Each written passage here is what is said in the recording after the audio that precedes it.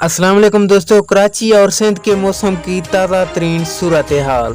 महकमा मौसमियात ने ताज़ा तरीन वेदर अपडेट शेयर कर दी। मुकम्मल तफसील से बताता चलूँ।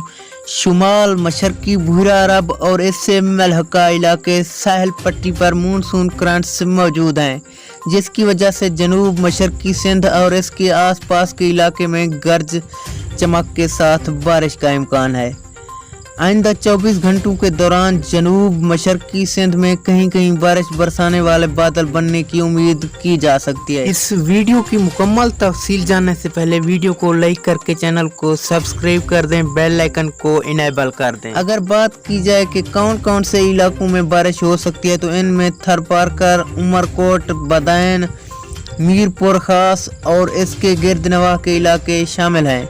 हैदराबाद और नूरियाबाद आसपास भी बादल बनने की उम्मीद है। ताहम कराची शहर में तेज बारिश होने का आइंदा 2 से 3 रोज तक कोई इम्कान नहीं। रात और सुबह के वक्त कराची शहर के मुख्तलिफ इलाकों में बूंदाबांदी और हल्की बारिश का इम्कान है, जबकि दिन के आगाज में मुतला जुज़वी तौर पर अब्र आलूद रहेगा और दर्जा हरारत 34 से 35 डिग्री सेंटीग्रेड रहने का इम्कान है, जबकि हवा में नमी का तनासब 80% होने की वजह से दर्जा हरारत मौजूदा दर्जा हरारत से ज़्यादा महसूस होगा।